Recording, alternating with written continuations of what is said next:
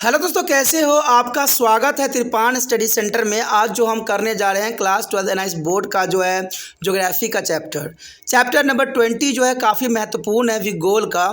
इसमें आज हम करेंगे land, soil and vegetation resources in India, यानी भारत में भूमि, मृदा और वनस्पति के विषय में जो है यहाँ पर विस्तार पूर्वक चर्चा करेंगे और जानने की कोशिश करेंगे कि लैंड, सॉइल और वेजिटेशन का जो है भारत में के लिए कितना महत्वपूर्ण योगदान है। और ये टॉपिक कई मायने में हर एक क्लास के बच्चों के लिए इंपॉर्टेंट रहेगा, चाहे वो सीबीएसई में पढ़ते हो, चाहे एनआईएस बोर्ड के बच्चे हो, चाहे यूपी बिहार बोर्ड के बच्चे हो, कोई भी बोर्ड के बच्चे हो, अगर उनके सिलेबस में ये टॉपिक है तो ये सिलेबस उनके लिए अत्यंत महत्वपूर्ण होने वाला है। साथ में जो बच्चे कंपटीशन की तैयारी कर रहे हैं उनके लिए भी ये अमृत तुल्य होगा, ठीक है। लेकिन आपको पता है, चैप्टर स्टार्ट करने से पहले एक बात जो मैं हमेशा कहता हूँ, जिसको आपको सोचना भी चाहिए, विचार भी करना चाहिए और अमल भी करना चाहिए, और ये कि जब भी वीडियो देखिए पूरा देखिए, क्योंकि अधूरा जानकारी सदैव खतरनाक होता है। साथ में एक इंपॉर्टेंट बात ये भी रहता है, अगर आप पहली बार वीडियो देख रहे हो तो लाइक, शेयर, सब्सक्राइब करना मत भूलना, क्योंकि दोस्तों लाइक कीजिएगा तो बनाने वाले का मनोबल बढ़ता है, सब्सक्राइब कीजिएगा तो इससे ये होता है कि जब भी मैं कोई वीडियो डालूंगा उसका नोटिफिकेशन आपको समय रहते मिल जाएगा। और देखिए, शेयर का मतलब ये होता है कि आपके थ्रू न जाने किन बच्चों को हेल्प मिल जाए, ये आप भी नहीं जानोगे, इसलिए जो है आप शेयर जरूर करो, ठीक है। व्हाट्सएप स्टेटस पे भी लगाओ। दोस्तों एनआईएस सेंटर जो है कई मानने में बहुत से बच्चों के लिए हेल्पफुल है, चाहे वो 8th क्लास हो, 9th, 10th, 11th, 12th हो, चाहे वो एनआईएस बोर्ड के बच्चे हों, ठीक है, चाहे बीए, एमए के बच्चे हो, सभी क्लासों के लिए कुछ ना कुछ जो है त्रिपाण सेंटर में उपलब्ध है। तो इसलिए आपके लिए ज़रूरी है कि आप सब्सक्राइब करके इसको चैनल को जो है सेव कर लो, नहीं तो बाद में अगर रिसर्च करोगे तो शायद आपको ये चैनल प्राप्त ना हो। तो इसलिए सोचना नहीं, विचार नहीं करना है, सब्सक्राइब करके जो है अपने पास सेव करना है। दोस्तों ये तो बात था आपके लिए, लेकिन अब देखते हैं हमारा आज टॉपिक क्या है। The next important topic here, land use. There is the most important here, land used. Out of the total geographical area is a 328 million hectare. You know that the total geographical area in India is 328 million hectare. Land is utilization is static are available for a 305 million hectare only. The India has here static as a land utilization here of 305 million hectare only. The balance 23 million hectare remain unsurvivably and unstable, and there is relevant is static are given the table. There is a significant feature of land utilization are. There is a most important point here. A significant feature of the land utilization are there. The first here, high percentage of area suitable for cultivation. You know that there is important here, high percentage of area is a suitable for the cultivation.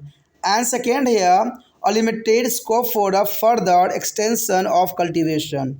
The limited scope for a further extension of cultivation and there.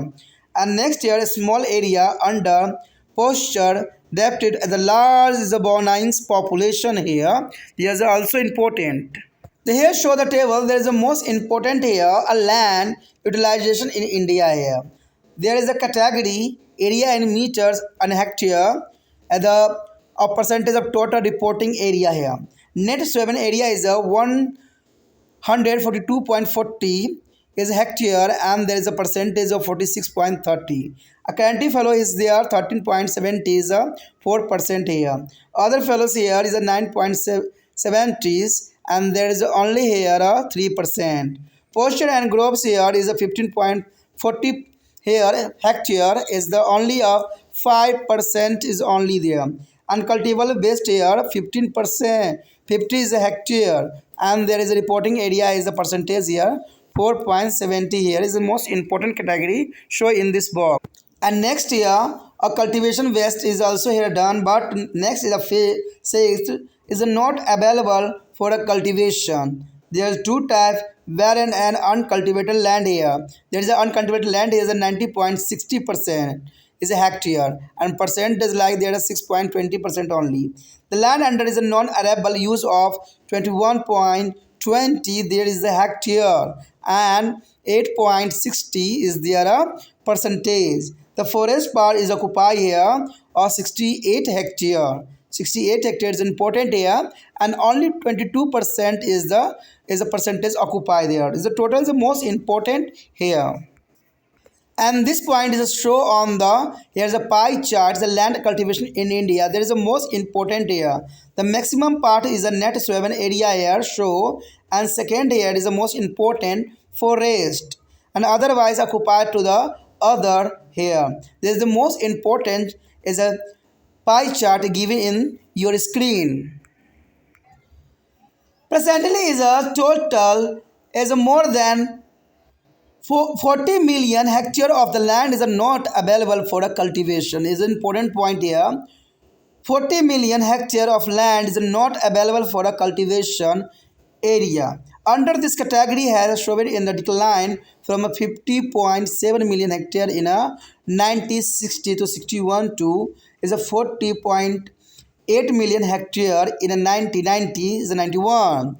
There has been to the marginal decline in the fallow land from 9.9 in the 1950 is a 51 to 7.5% in a 1990-91. Cultivable is a wastelands also a witness an appreciable decline of 34% between 1950 to 51 and 90 to 90 is 91. During the 1950 to 51 and 1990 to 91, the net shown area is the witness is a notable increasing of about 20%. This area in 1950 to 51 was is a 118.7 million hectare, which is increased to the 142.4 million hectare in a 1990 is a 91. Only 4% of the net soil area are 41 to 7 million hectare. Produce a 2 or more crop in a 90 to 91. Surprisingly, only 5% of the land is under permanent pasture and grazing in a country with a largest evolving population of the world. Land under non-agriculture use has increased with the accelerated growth in the economy. The process of industrialization and urbanization demand more land under to road, railways, airport, human settlement and industry, not including hugs a multi-purpose dam. Extremely there on the limited total area, all the cultural use of land must be accommodated. Actually, it is can be realized mainly at the cost of land under cultivation is agriculture.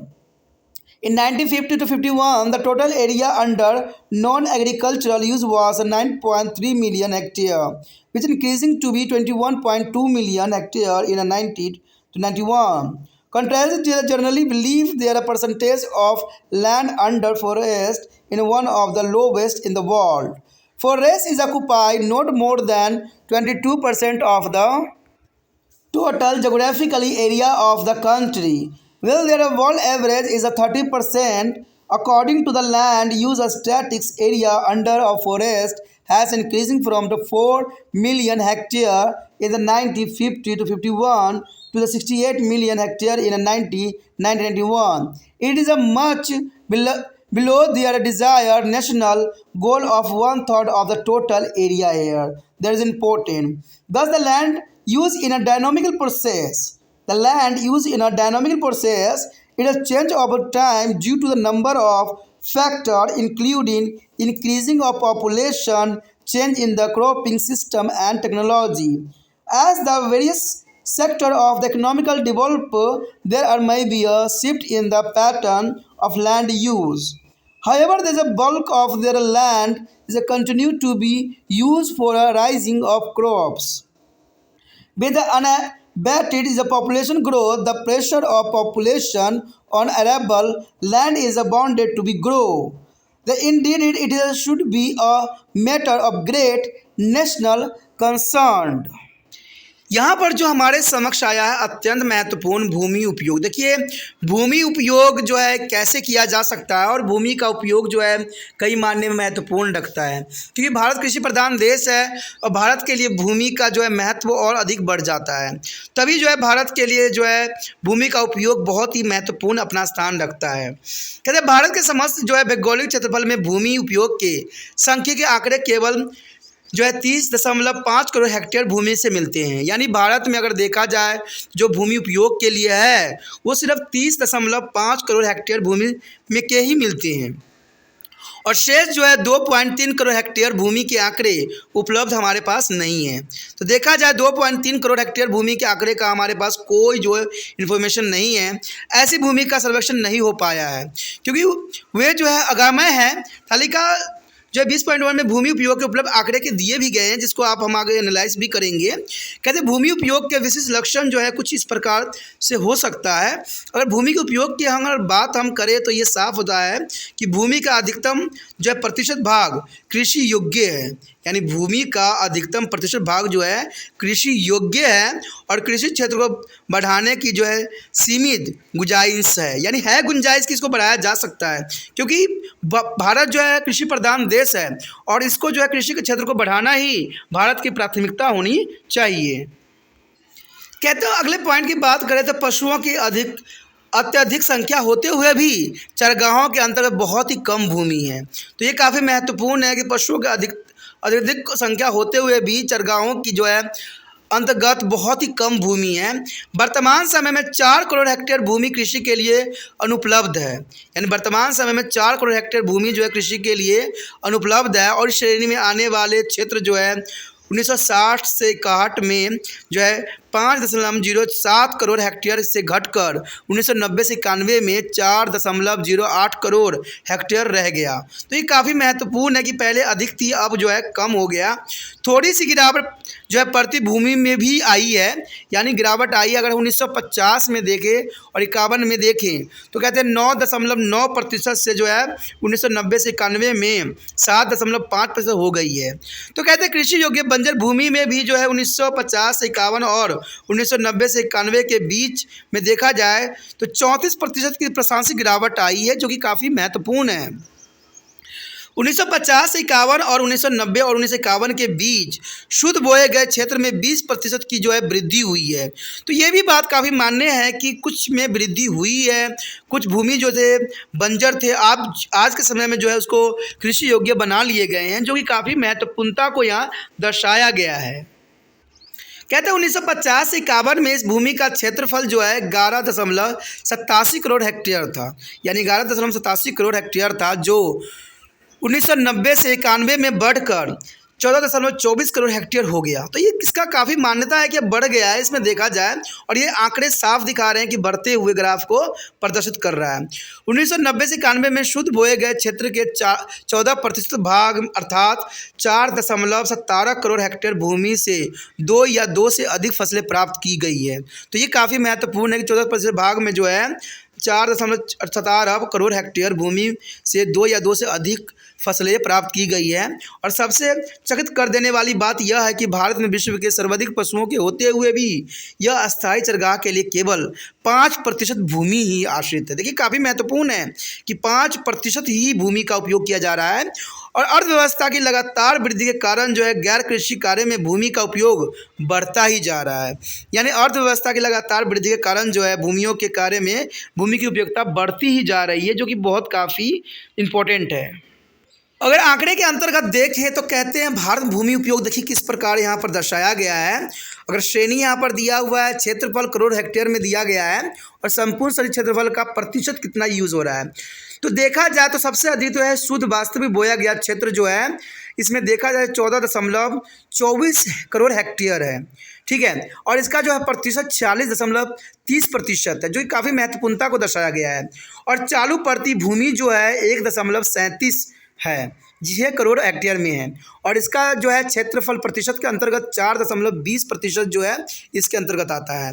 अन्य प्रति भूमि जो है 0.97 hectare है और इसका क्षेत्रफल देखा जाए तो 3% यहाँ पर आंकी गई है। चरगाह एवं उद्यान जो है 1.54 जो है करोड़ हेक्टेयर में है।